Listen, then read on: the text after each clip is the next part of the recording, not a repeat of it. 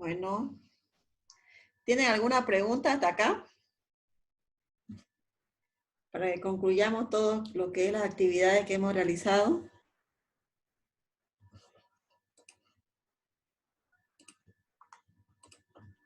Yo ninguna, doctora. Ya.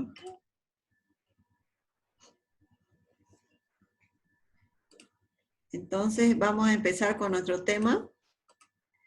Vamos a hablar de las infecciones del aparato gastrointestinal. Ya hemos hablado de las infecciones del aparato urinario y del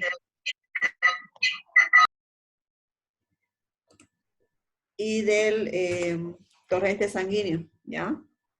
Ahora vamos a hablar de las infecciones del aparato gastrointestinal.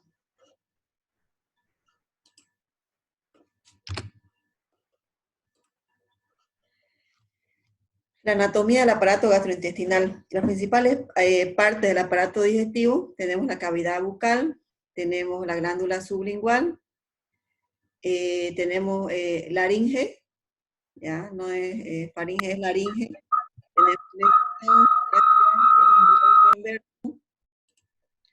Los voy a silenciar a todos, ¿ya? Para que puedan escuchar bien.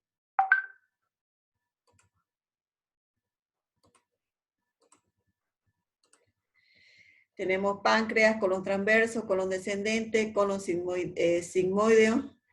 Tenemos el recto, ano, el apéndice, el ciego, colon ascendente, yeyuno, ilion, vesícula biliar, duodeno, hígado, ¿ya? Esófago.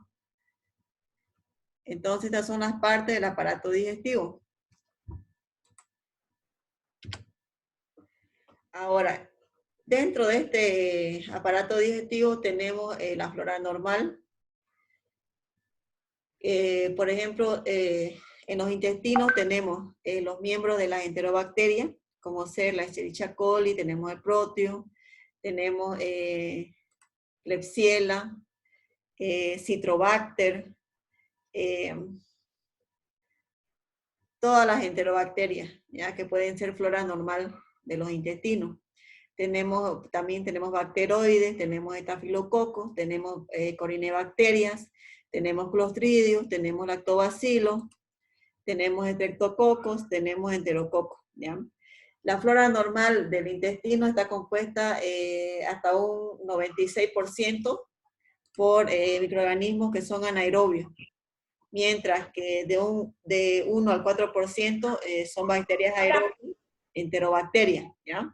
Como las que les dije, Escherichia, tenemos Proteus, tenemos Klebsiella, Citrobacter, Enterobacter, ¿ya?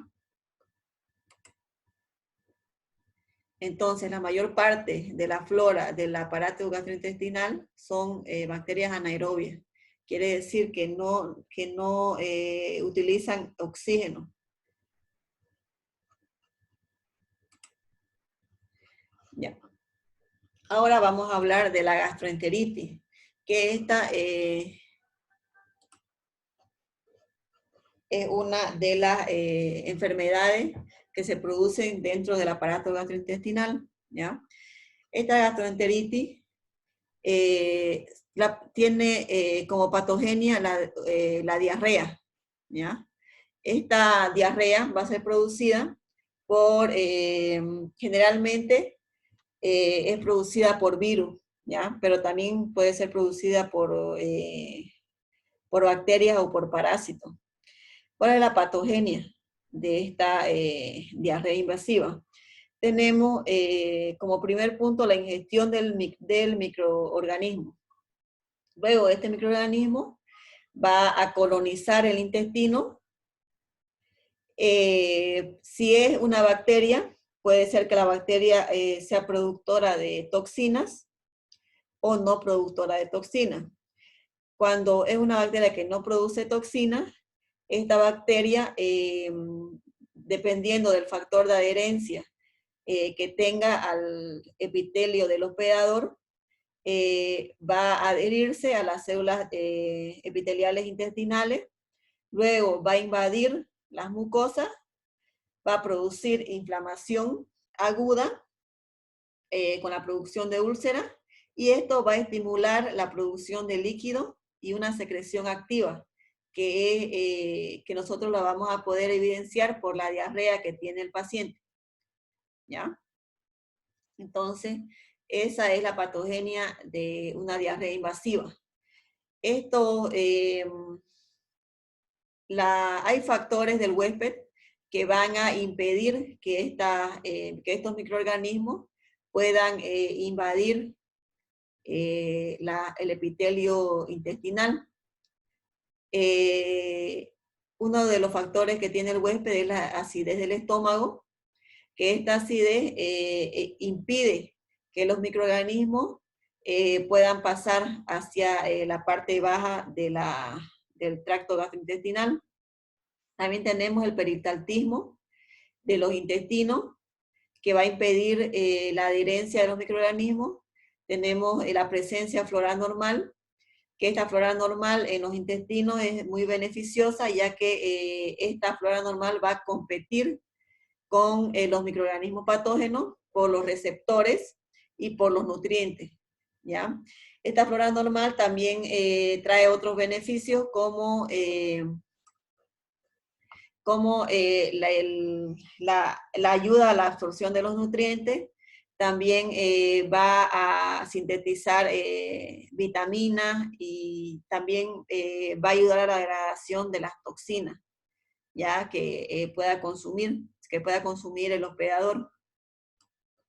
Entonces, como ven, la flora normal es muy beneficiosa y esta se va a ver afectada, por ejemplo, cuando tomamos antibióticos. ¿Ya? Por eso cuando se hace un tratamiento con antibióticos, es muy importante que luego del tratamiento se pueda consumir alimentos que sean prebióticos, que vayan a ayudar a formar de nuevo la flora intestinal para proteger de alguna forma de la proliferación de microorganismos patógenos, ¿ya? También tenemos los factores del huésped, como las placas de Peyer, que van a ayudar a la defensa del hospedador.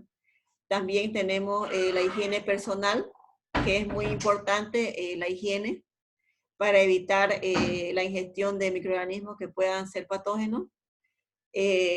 También tenemos como un factor la edad del huésped, porque como sabemos, los pacientes que son los adultos mayores tienen la defensa un poco disminuida, y esto va a ser un factor muy importante a la hora de que este paciente pueda encontrarse con un microorganismo, porque al tener la defensa disminuida, este microorganismo va a poder proliferar, va a poder multiplicarse e invadir el epitelio de su hospedador.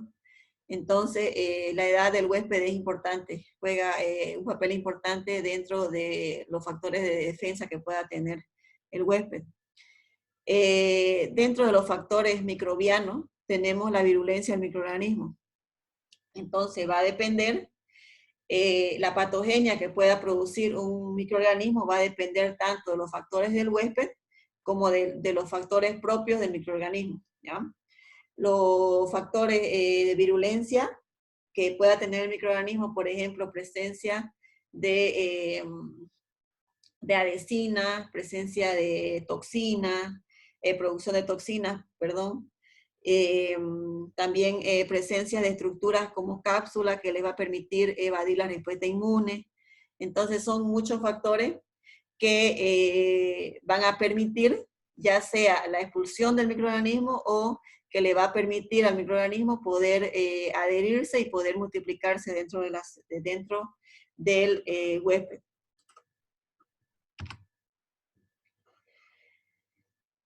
Microorganismos que causan infección gastrointestinal. Tenemos, por ejemplo, los que se adhieren a las células de la mucosa. Tenemos la Escherichia coli enteropatógena, Escherichia coli enterohemorrágica, tenemos el Cryptosporidium parvum, tenemos Cystoisospora belli, tenemos el rotavirus, tenemos hepatitis A, B, C y tenemos el virus Norwalk. ¿Cuáles son los microorganismos que invaden el epitelio gastrointestinal. Tenemos especies de Shigella, tenemos Salmonella, tenemos Escherichia coli enteroinvasiva, tenemos Bacillus coli, tenemos la entamoeba histolítica, tenemos Campylobacter jejuni, tenemos Plesiomonas shigelloides, tenemos Yersinia enterocolítica y Edwardsella tarda, ¿ya? Como ven, son muchos microorganismos que pueden causar infecciones gastrointestinales. Una pregunta, doctora, antes de Sí. que pase su... En la anterior diapositiva, por favor. ¿Ya? Entre invasión y adherencia, ¿cuál es más letal? ¿O el de la invasión ingresa al torrente sanguíneo? Ya. La adherencia es un mecanismo por el cual las bacterias o los microorganismos se adhieren a las células del epitelio, ¿ya? La invasión, ¿ya? Es un mecanismo por el cual las bacterias van a invadir, ¿ya? Los tejidos, Claro. o ya sea llegando hacia cualquier otro órgano o hacia, como en el caso que usted dijo, a la sangre misma, ¿ya?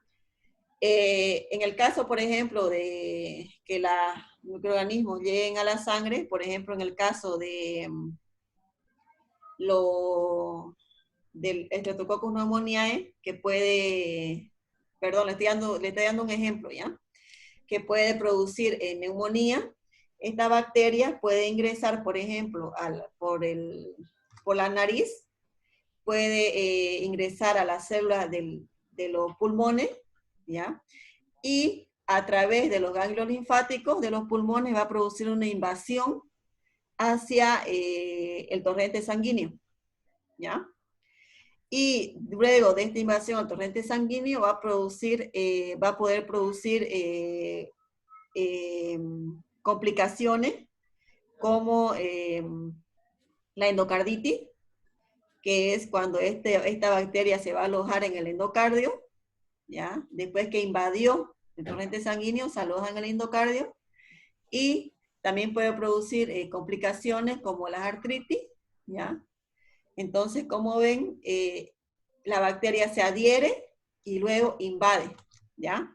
Son mecanismos que las bacterias o microorganismos tienen para poder ingresar hacia las células del hospedero y poder ir hacia el sitio donde va a producir la infección, ¿ya? Ya sea porque posee receptores que los van a llevar hacia el sitio de la infección. Por ejemplo, en el caso del virus, en el caso del vibrio cólera, ¿ya?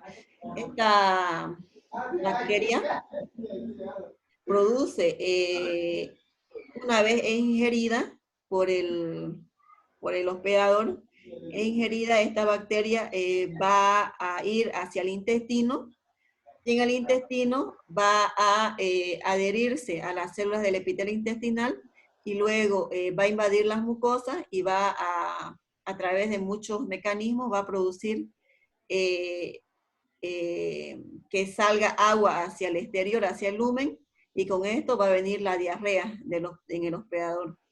Entonces, como ven, se adhiere, invade y va a producir los diferentes signos y síntomas que tiene el paciente, ¿ya? Otra consultita, doctora. Por ejemplo, en el caso de la salmonela, ¿por qué no dan un tratamiento cuando ya uno está con... ¿Por qué sí o sí necesitan estar los 3 o 4 tipos de salmonela, me parece, para llevar un tratamiento?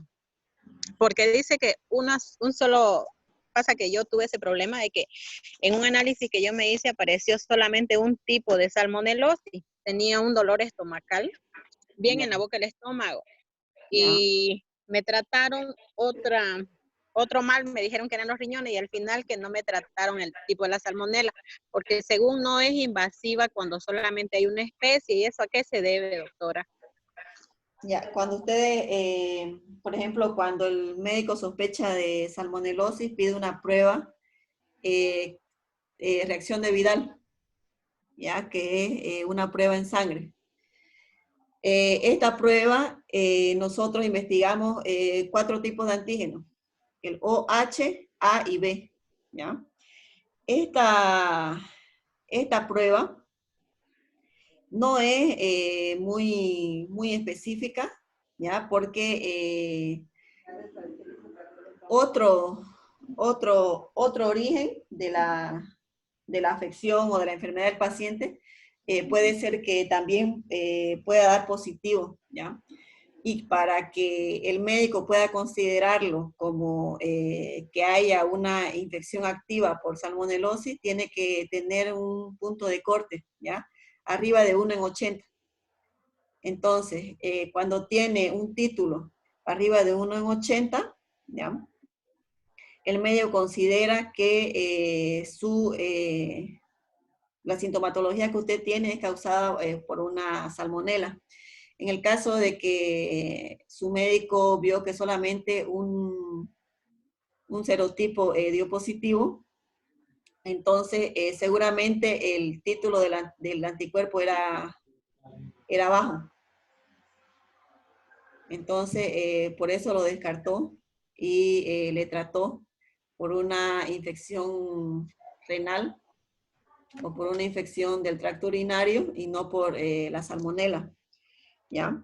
Pero ya presente uno de los tipos, doctora, ¿no llegaría a afectar al No, organismo?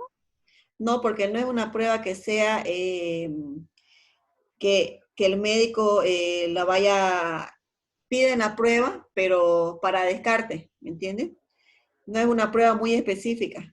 ¿Por qué? Porque mide la presencia de anticuerpos, ¿ya? Y como ustedes saben, los anticuerpos se forman después de mucho tiempo, ¿ya? Y si tenemos títulos bajos, también se puede dar la reacción por otras causas, no solamente por una salmonela, ¿ya? Entonces, si usted tenía dolores de cabeza, si tenía diarrea, ¿tenía diarrea en ese momento? No, solamente un dolor estomacal era.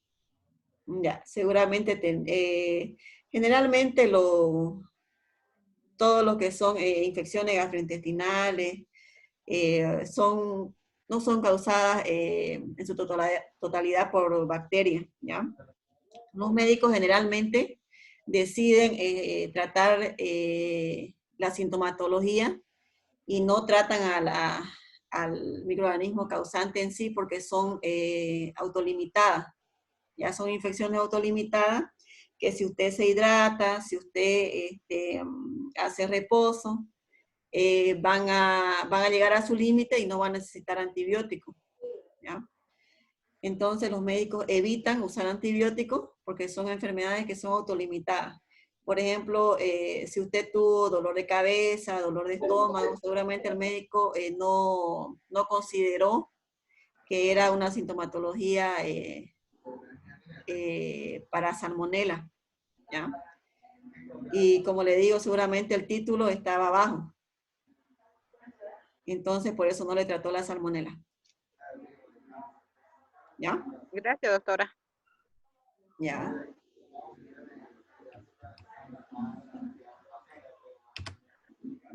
Ahora, vamos a hablar de las toxinas, ¿ya? Muchos microorganismos producen toxinas, ¿ya? Estas toxinas pueden ser enterotoxinas, citotoxinas o neurotoxinas. Las enterotoxinas producen diarreas profusas y acuosas sin leucocitos. Las citotoxinas producen diarreas con polimorfonucleares, sangre, cólicos y tenesmo. Las neurotoxinas producen vómito, gastroenteritis leve, hasta la parálisis de los músculos. Entonces, estas toxinas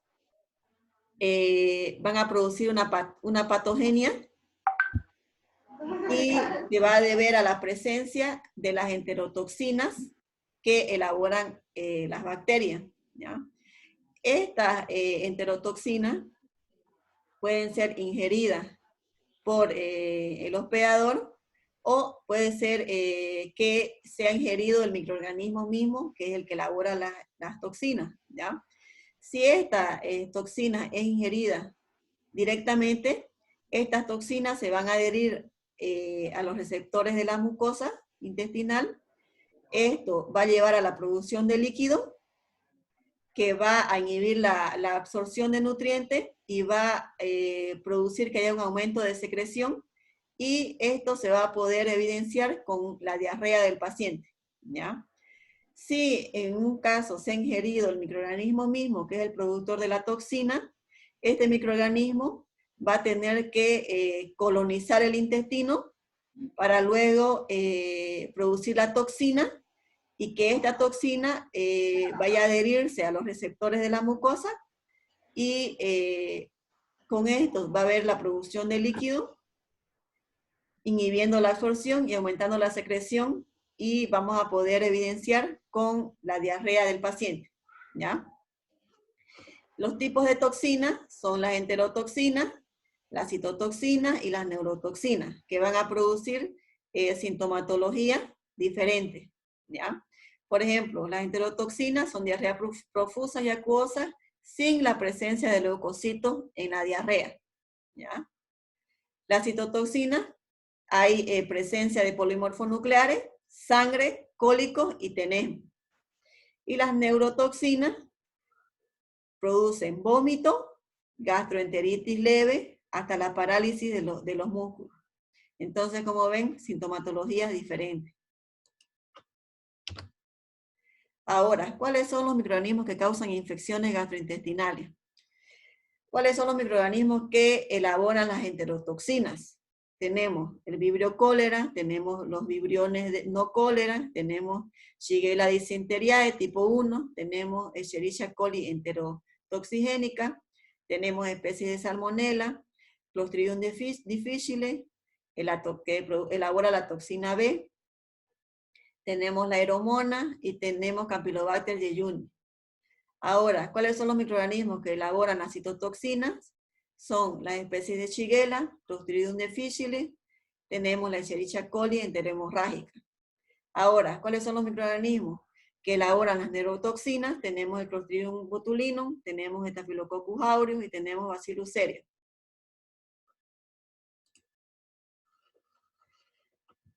Ahora vamos a hablar de las diarreas. ¿Cómo definimos una diarrea? El incremento en el número o frecuencia de las deposiciones con disminución de la consistencia de la heces. Más de 3 deposiciones en 24 horas por más de un día. Entonces, si tenemos más de 3 deposiciones en 24 horas por más de un día, lo vamos a definir como una diarrea, ya que el paciente está presentando una diarrea. Si en las heces hay presencia de sangre, se llama disentería. Y estas diarreas frecuentemente, se dan en niños entre 6 meses y 2 años, ¿ya? Que es una edad donde ocurre más frecuentemente la visita a los médicos por la diarrea en los niños. Tenemos las diarreas agudas, que tienen una duración menor a 14 días, y las diarreas crónicas, que tienen una duración mayor a 14 días.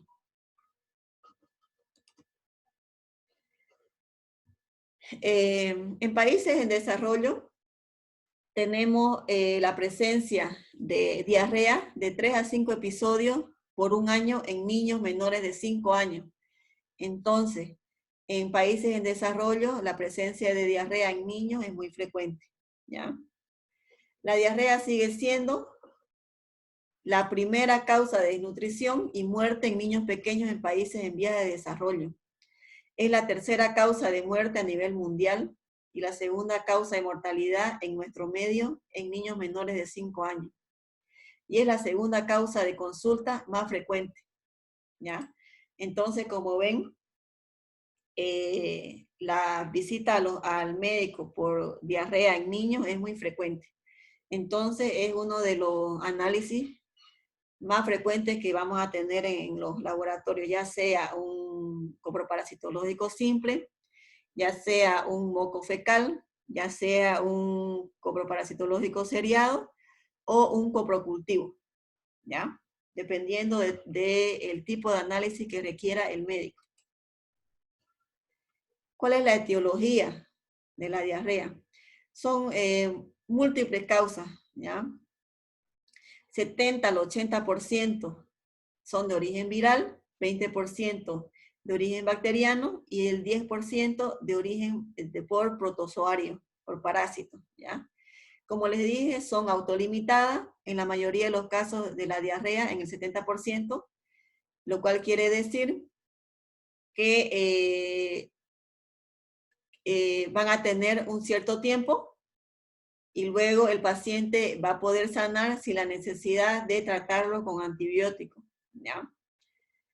La mayoría de las veces es imposible e innecesario el diagnóstico etiológico, ¿ya? ¿Por qué?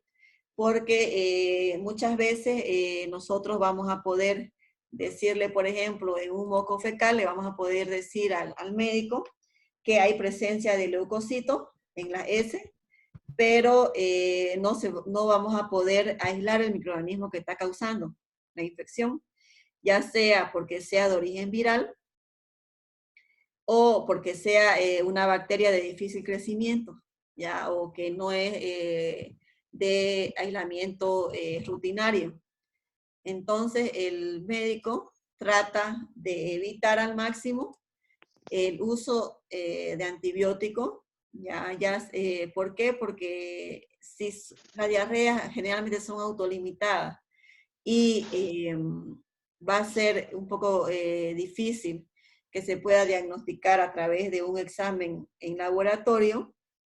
Entonces el médico trata los síntomas, la sintomatología del paciente y bueno, en una segunda visita se verá si el paciente mejora y si no, pues ya el médico mandará a hacer un coprocultivo y a través de esto ya él va a tomar decisiones con respecto al tratamiento del paciente, ¿no?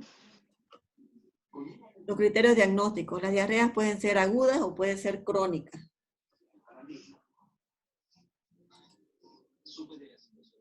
Las diarreas agudas tienen una duración menor a 4 semanas. 5% no tienen etiología definida y el 80% tienen una causa infecciosa, ya sea 70% por causa viral, 20% por causa de bacterias y el 10% a causa de presencia de parásitos. Y 15% por las toxinas que pueden producir algunos microorganismos o por drogas. Ahora vamos a hablar de la etiología viral, ¿ya? Muchos virus pueden producir gastroenteritis, ¿ya? Diarrea. Virus como los astrovirus, calcivirus, coronavirus, citomegalovirus, adenovirus, enterovirus, el virus norwal, paratovirus, picornavirus. También el rotavirus, virus de herpes simple, hepatitis y el VIH, ¿ya? Estos son los virus que pueden producir gastroenteritis, de los cuales los rotavirus son la principal causa de diarrea grave en niños menores de 5 años. Si bien la morbilidad no difiere entre los países desarrollados y aquellos en vías de desarrollo, la mortalidad se produce principalmente en los países en vías de desarrollo, con más de un 80% de pacientes muertos. Entonces, la diarrea en niños menores de 5 años generalmente es causado por rotavirus, ¿ya? Este rotavirus está estructurado por proteínas virales. Tenemos proteínas virales tipo 2, tipo 6, tipo 7, tipo 4, que están presentes en su estructura y las cuales le van a conferir al virus las diferentes características para que pueda invadir los epitelios del hospedador y pueda producir la enfermedad, ¿ya? Este rotavirus es estable a temperatura ambiente y resistente a tratamientos con detergentes, También es resistente a pH extremo y a la congelación. ¿Cómo se transmite el rotavirus? Tiene una transmisión feco-oral o respiratoria. En la diarrea se liberan grandes cantidades de virus. Este virus causa gastroenteritis, tiene 48 horas de incubación, ¿ya? Quiere decir que si yo ingiero hoy el virus, a las 48 horas yo voy a presentar ya la sintomatología, ¿ya? Sobrevivencia en el ácido estomacal posterior a una comida, ¿ya? Entonces es resistente al ácido estomacal. Puede ser mortal en lactantes con desnutrición y tiene una acción citolítica y tóxica sobre el epitelio intestinal. Entonces destruye las células del epitelio intestinal, ¿ya? Y produce pérdida de electrolitos y de agua. Por lo tanto, produce la diarrea. Tenemos varios serotipos. Tenemos del A a la G, A, B, C, D, E, F, G. Pero los que producen infecciones en humanos son el tipo A, el tipo B y el tipo C, ¿ya? De un 80 a 90% produce el tipo A, ¿ya? El que infecta es el tipo A. Esto produce infecciones en lactantes de 24 meses de edad, produciendo gastroenteritis con deshidratación. En niños y adultos produce una diarrea leve, y en individuos desnutridos produce diarrea, deshidratación y muchas veces produce la muerte. Disculpe, doctora, ¿ya tomó lista? No voy a tomar lista, ¿ya? Ya, De doctora. acuerdo a los que tenga aquí los voy a anotar, ¿ya? Ya. Ahora vamos a hablar de las bacterias que pueden producir gastroenteritis, ¿ya?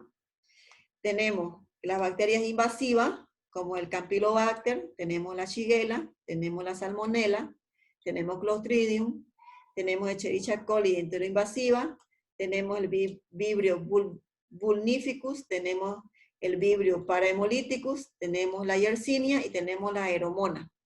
Estas son bacterias invasivas, quiere decir que invaden el epitelio de los intestinos. Y tenemos también bacterias que producen toxinas, como el Staphylococcus aureus, tenemos Bacillus cereus, tenemos el Clostridium botulinum, tenemos el Clostridium perfringens, tenemos la Escherichia coli enterohemorrágica, tenemos la Escherichia coli enterotoxigénica y tenemos el Vibrio cholera. Ya estas son bacterias que producen toxinas. Ahora las enterotoxinas. Estas son toxinas producidas generalmente por bacilos gram negativos.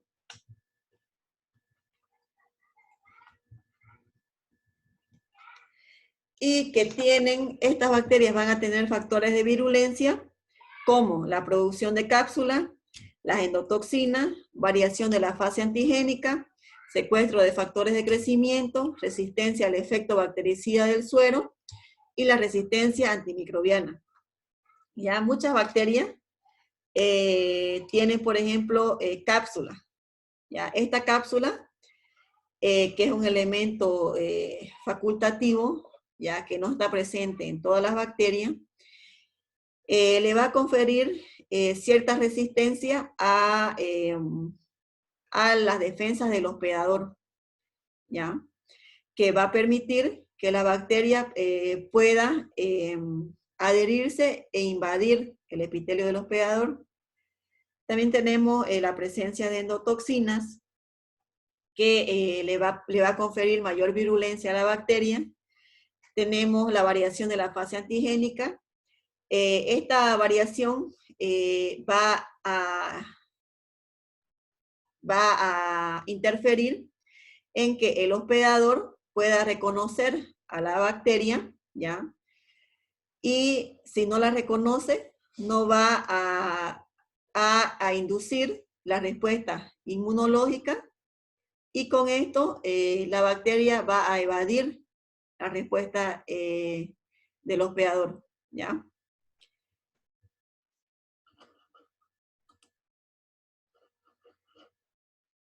Ahora vamos a hablar de la Escherichia coli. Ya, como han escuchado, tenemos la Escherichia coli enteropatógena, enterotoxigénica, tenemos la enterohemorrágica, tenemos la enteroinvasiva y la enteroagregativa.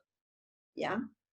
Estos son diferentes serotipos de la Escherichia coli que van a producir enfermedades en el ser humano. ¿Ya?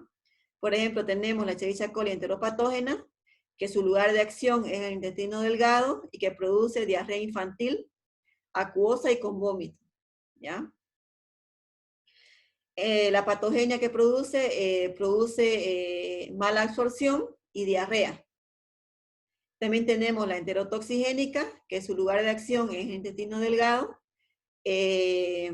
produce la enfermedad de diarrea del viajero y la diarrea infantil, ¿ya? Produce una diarrea acuosa, produce vómito, produce espasmos abdominales, náusea y febrícula. La patogenia, esta Escherichia coli enterotoxigénica produce enterotoxinas termoestables y termolábiles, produciendo una hipersecreción de líquidos y electrolitos. También tenemos la Escherichia coli enterohemorrágica, cuyo lugar de acción es el intestino grueso, produce una diarrea acuosa seguida de sangre, ¿ya? Con espasmos abdominales y sin fiebre. ¿Cuál es la patogenia? Produce la toxina Shiga, esta interrumpe la síntesis de proteínas y produce lesiones, ¿ya? En el intestino. Tenemos la Escherichia coli enteroinvasiva, cuyo lugar de acción es el intestino grueso, produce fiebre, espasmos, diarrea acuosa o sanguinolenta. Tiene la producción de plásmidos, que es un elemento genético móvil que puede pasar de una bacteria a otra, y con esto también puede transferir la virulencia que tiene la bacteria que fue la que hizo la transferencia del material genético. Esta produce invasión y destrucción del colon. También tenemos la Escherichia coli enteroagregativa, y esta se localiza en el intestino delgado, produce diarrea infantil y la diarrea del viajero, produce una diarrea acuosa, persistente y con vómito, deshidratación y febrícula. Esta bacteria se adhiere al epitelio del intestino, produce hemorragia y la absorción de los líquidos. Aquí vamos a quedar, ¿ya? La siguiente clase vamos a continuar y vamos a ver lo que es el diagnóstico laboratorial. ¿Alguna pregunta tienen?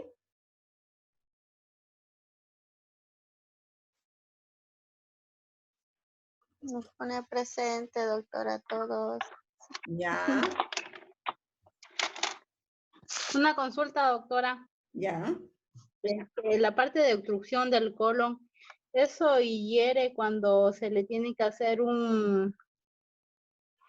cuando se le pone, ay, no me acuerdo cómo se le dice, la coloctomía, cuando la obstrucción del colon, ahí se le hace la coloctomía. Sí, le hacen colostomía cuando tiene obstrucción del colon. Ah, ya. Ya, doctora, gracias. Ya. ¿Alguna otra pregunta?